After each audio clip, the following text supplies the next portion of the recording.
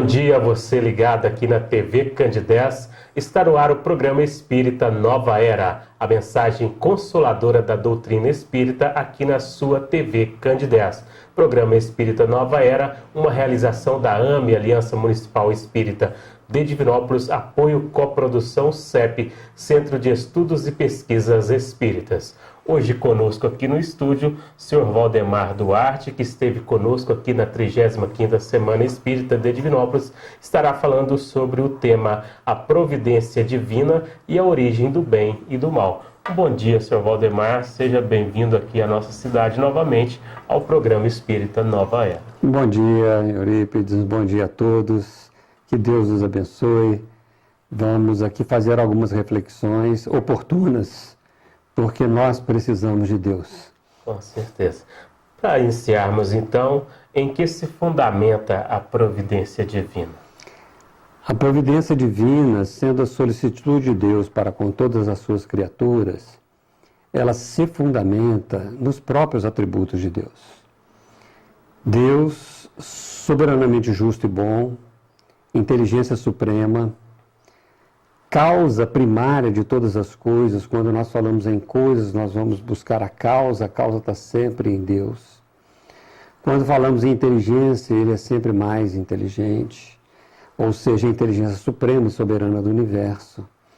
Na imutabilidade das suas leis, Ele também é único, né? Não existe outro Deus, por mais que a gente possa imaginar alguém superior, mas se existisse alguém superior, seria o próprio Deus. E assim por diante, através dos seus atributos, Deus mostra, na realidade, a sua solicitude. Isso para todas as criaturas, independentemente de onde elas estejam. Se é um anjo ou se é uma formiguinha, se é um indivíduo cruel ou se é um indivíduo do bem. Deus está presente em tudo e sabe, por menor, de cada criatura, de cada pensamento, de cada movimento da alma. Então Deus está presente nesta fundamentação dos seus próprios atributos.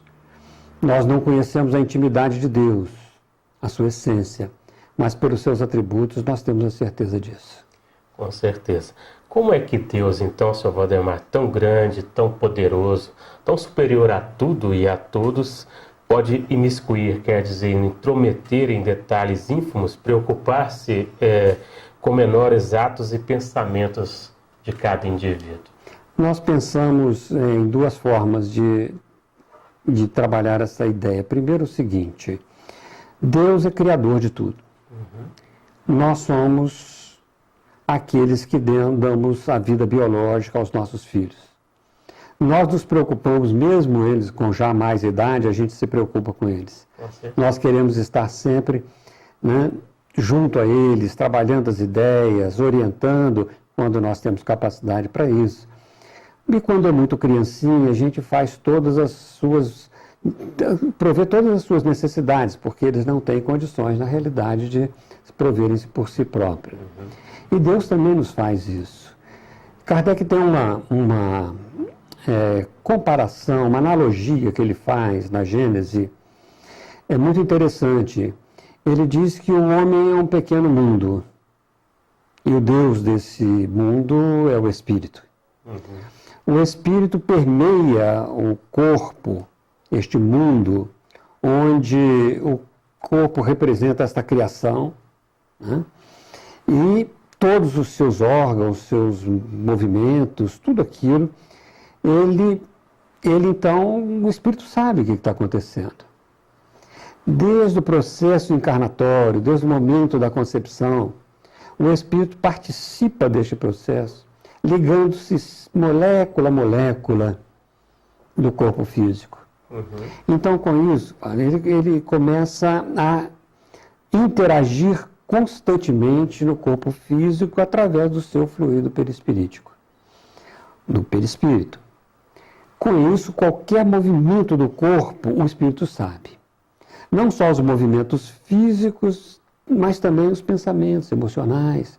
Qualquer coisa que vem, o Espírito sabe, e com isso ele providencia aquilo que é necessário para a própria preservação desse corpo, que o espírito precisa disso.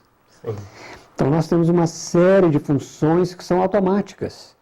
O piscar do olho, por exemplo, você pensa em piscar seu olho? Não, mas já é um automatismo, isso é da biologia? O automatismo da alma que sabe que tem que lubrificar as córneas. E é o comando, é acaso? Também não. Então todas essas coisas que nos acontecem na nossa biologia, no nosso corpo, acontecem porque o espírito sabe. Porque sem espírito não tem piscar os olhos. Certo? O defunto não pisca os olhos. Né? Verdade. Então, na realidade, todos esses comandos do automatismo, da respiração, da língua que abre, a boca que abre e fecha, a língua que balança, o pulmão que farfalha, as cordas vocais que abrem e fecham, todo esse automatismo da comunicação, da fala, isso tudo é providência do espírito no corpo. Então, se o espírito sabe providenciar no seu universo particular todas as coisas que o corpo necessita, Deus, como inteligência soberana, suprema, como causa primária de todas as coisas, que permeia o fluido cósmico universal com a sua inteligência, qualquer movimento da alma, qualquer pensamento das suas criaturas todas, Ele sabe. Ele sabe. Então, esta analogia que Kardec faz, esse fenômeno que acontece com o espírito, nós podemos extrapolar. Só que nós temos uma inteligência finita e Deus é inteligência infinita. Então, nós podemos saber que Ele pode cuidar de todo o universo. Ter esta solicitude, né, com as mínimas coisas, com os mínimos detalhes, em todas as circunstâncias. Você disse aí solicitude, sendo a providência divina, então é a solicitude de Deus para com as criaturas, isentaria os homens do trabalho, por exemplo? Definitivamente. Muito pelo contrário. Porque o homem só desenvolve a sua inteligência pelo trabalho.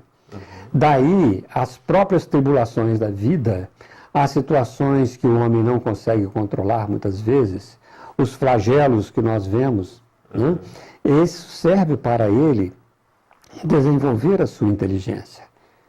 Hoje nós temos vacinas, nós temos, desde o tempo de Pasteur, nós temos a penicilina, que hoje deriva para os antibióticos, coisas que podem consertar o nosso corpo, a fim de que nós consigamos sobreviver continuamente. Isso é o desenvolvimento intelectual que faz por causa das situações que são criadas, das tribulações que nós passamos. O fato de estarmos na matéria para que a matéria possa ser aprendida, aliás, o espírito possa aprender a dominar a matéria.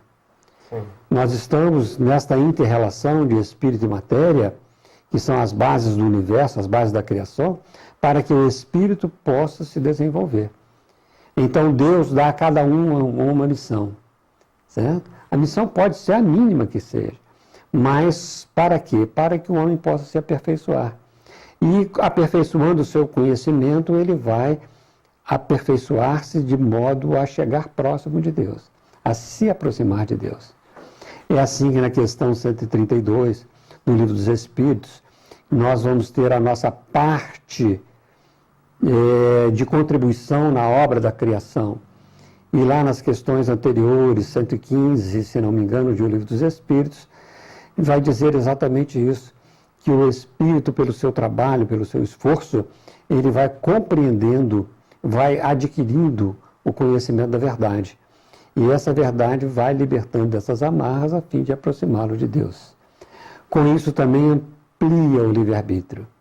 O conhecimento faz com que nós sejamos responsáveis por nós mesmos, por todas as nossas ações. Então, isso, acredito que tenha, assim, esta reflexão da questão, né, a respeito deste ponto, que não dispensa o trabalho do homem.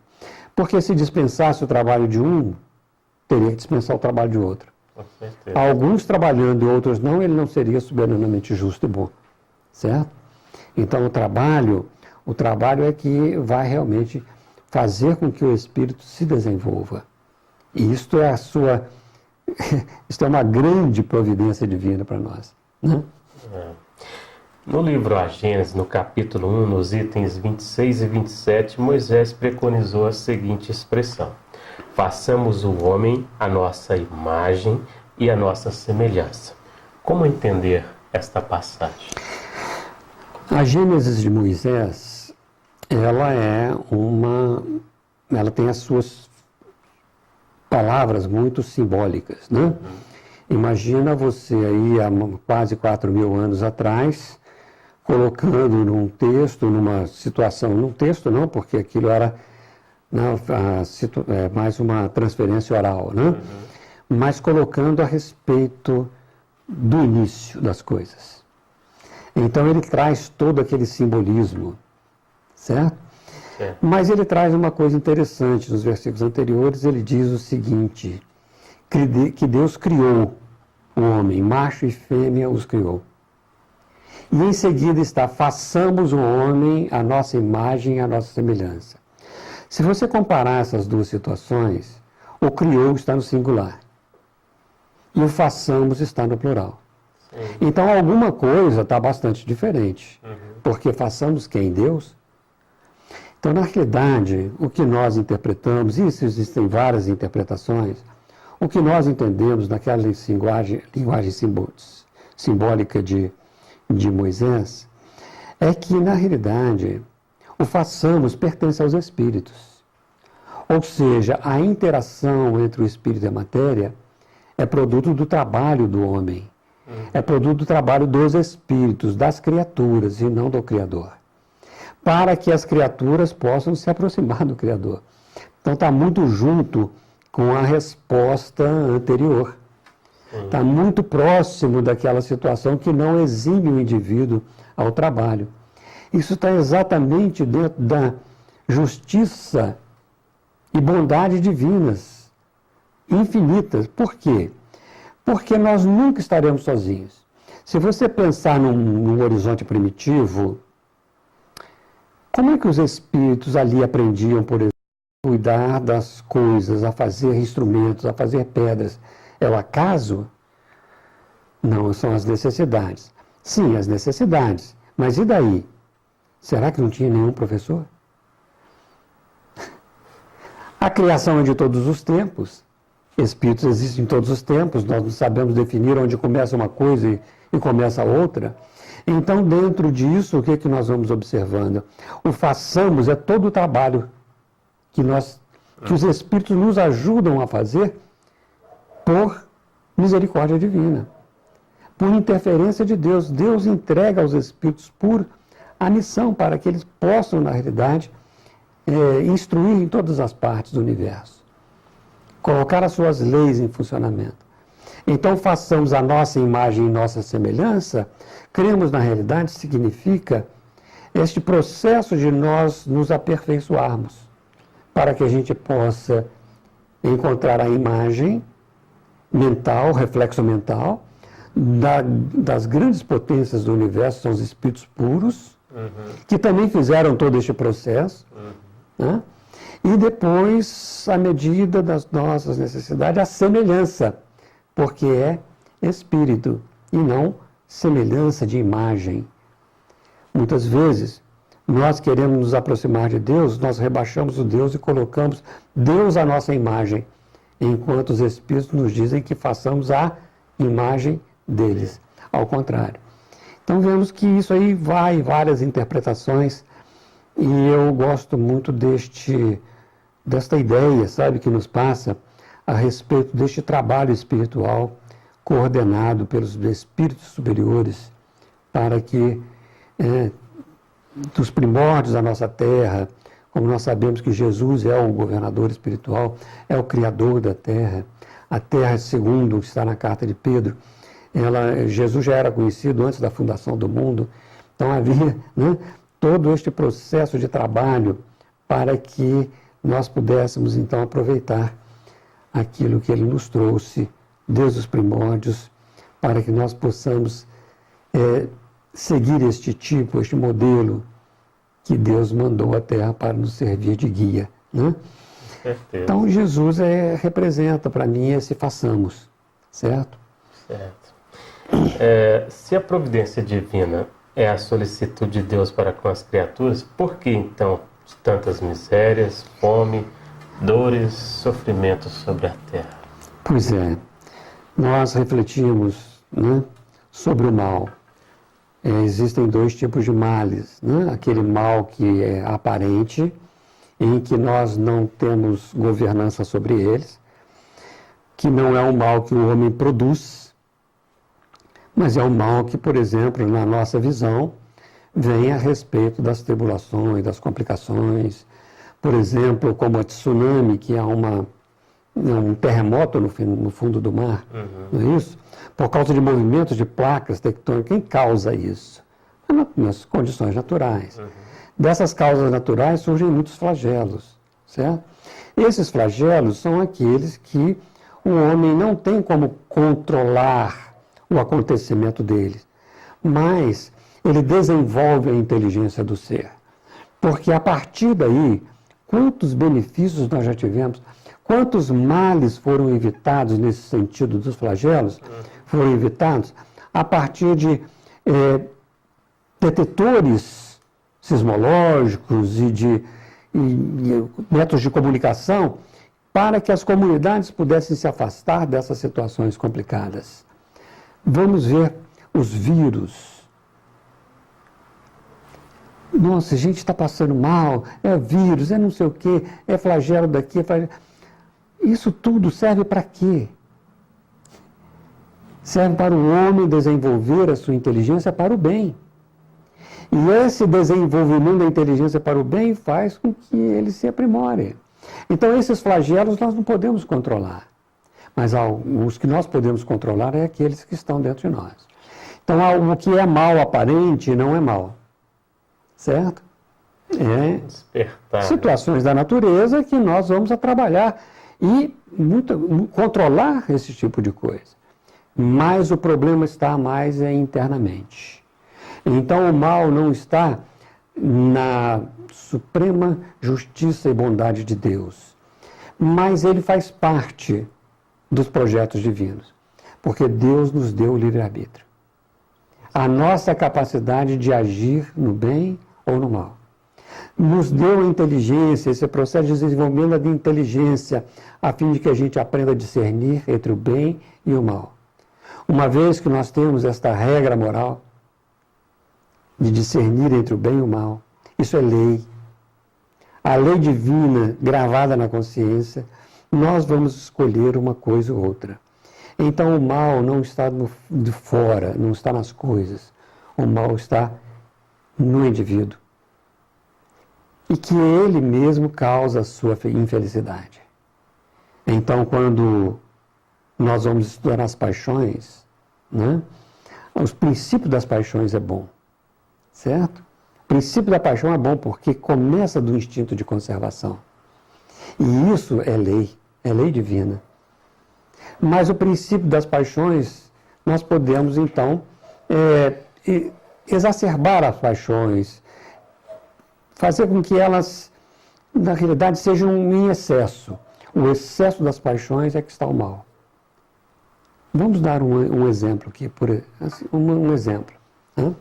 O medo é uma paixão, certo? Mas o medo, ele nos dá uma coisa interessante, que é do instinto de conservação. Então, o medo de determinadas situações faz com que a gente se prepare para enfrentar o medo. O problema é quando o medo é em excesso. Quando o medo é em excesso, ele é uma paixão que se desvirtuou. Nesse desvirtuamento da paixão, então nós temos aí o mal. Ele passa a ser pânico, ele passa a ser depressão, ele passa a ser uma série de coisas que fazem o indivíduo adoecer, inclusive. Então, está no excesso. Kardec tem na questão 907, 908 dos Livros dos Espíritos, dizendo que a paixão é como corcel. Corcel é um cavalo puro sangue. Que se não for dominada, certo? Ela pode causar muitos estragos. Certo? Então as paixões existem, mas porém nós deixamos o excesso. Então orgulho, egoísmo, certo? Isso tudo faz parte da conservação, por incrível que pareça. Orgulho, egoísmo, vaidade, né? Agora ciúme. Então são paixões que nós deixamos incluir na alma. Então não é Deus que cria isso, é o livre-arbítrio do homem que faz com que essas coisas aconteçam. Muito bem. Nós estamos no ar aqui na TV Candidez, o programa Espírita Nova Era, hoje recebendo aqui o nosso amigo palestrante de Belo Horizonte, Valdemar Duarte. Valdemar, em que se fundamenta a justiça divina e como ela se manifesta? Por que sinais podemos perceber? A justiça divina, ela se fundamenta na própria criação. Deus criou os espíritos simples e ignorantes, todos iguais, com as mesmas potencialidades. Não criou uns tendentes para o bem e outros tendentes para os maus. Ele criou os simples e ignorantes, com o intuito de cada um fazer seu processo evolutivo, trabalhar as suas próprias inteligências e aprimoramento do senso moral, o desenvolvimento do senso moral. Então, se fundamenta principalmente nisso, nesta equidade da oportunidade para outros. A justiça divina também se baseia na misericórdia divina. Nós achamos muitas vezes que a misericórdia divina é aquela coisa melosa de Deus. Não, é a oportunidade. A misericórdia, ela está ligada à oportunidade que Deus nos dá, todos nós, para que sejamos um dia perfeitos. E esta oportunidade é dada a todos, por causa das reencarnações. E nós vamos medindo isso com tranquilidade através disso. Então a justiça divina, ela se fundamenta basicamente na soberana, né, inteligência de Deus, mas a igualdade para todas as criaturas. Não há privilégio na criação. Você poderia explicar a seguinte expressão: de que Deus é imanente e transcendente a tudo e a todas as criaturas? Pois é, essas expressões vêm da filosofia, né? Desde Platão essas coisas já são discutidas, o que é transcendência, o que é imanência, e isso é intrínseco ao ser. A imanência é intrínseca ao ser. A transcendência é aquilo que transcende do ser. Kant vai estudar isso, Spinoza vai ter seu modelo de explicação dessas coisas todas, mas isso até hoje não tem nada resolvido, né? Santo Agostinho trabalhou essa situação também, essa transcendência. O Espiritismo não fala nada disso, certo? O Espiritismo nos fala desses atributos divinos. E como nós não temos, como está na questão 10 do Livro dos Espíritos, nós não temos um sentido para entender a natureza íntima de Deus, o que vai acontecer conosco? Nós não vamos poder saber se isso é intrínseco ou é extrínseco, se é interno ou se é externo, esta própria inteligência suprema. Então, nós ficamos somente, né, trabalhando nos seus atributos, que já é uma grande coisa, dá muita dor de cabeça, no bom sentido, tá certo? Para que a gente possa entender esta realidade divina. Muito bem. Nós estamos chegando aqui ao final do programa Espírita Nova Era. Valdemar, a mensagem que você poderia deixar para os nossos telespectadores, a mensagem que você gostaria de deixar para que cada um possa refletir mais sobre a providência divina e a origem do bem e do mal. Confiemos em Deus. Confiemos integralmente em Deus. Não é essa confiança que vai nos dar a preguiça de trabalhar, mas uma confiança em que nós não estamos nunca à matroca. Nós estamos sob a sua supervisão. Nós estamos interligados diretamente com a divindade. Não há intermediários entre nós e Deus. Não há intermediários. Nós temos intermediários que nos esclarecem, mas o amor de Deus nos atrai, como diz Paulo, na questão 1009 do Livro dos Espíritos. Nós somos atraídos pelo amor de Deus. Gravitar para essa unidade divina, eis o fim da humanidade. E nós estamos sendo atraídos por este amor. Confiemos em Deus. Se ainda não entendemos, estudemos mais um pouco sobre a doutrina espírita. Trabalhamos esses conceitos que Allan Kardec nos trouxe muito bem. temos certezas que vamos ter mais confiança, mais serenidade para agradecer a Ele por ter como Pai de todos nós. Muito bem, nós agradecemos ao Valdemar contribuição conosco aqui no programa Espírita Nova Era, que vai ao ar todo sábado às 9h30 na TV Candidez, com reprise às terças-feiras às 7 horas da manhã. Um bom dia a todos e até o próximo programa.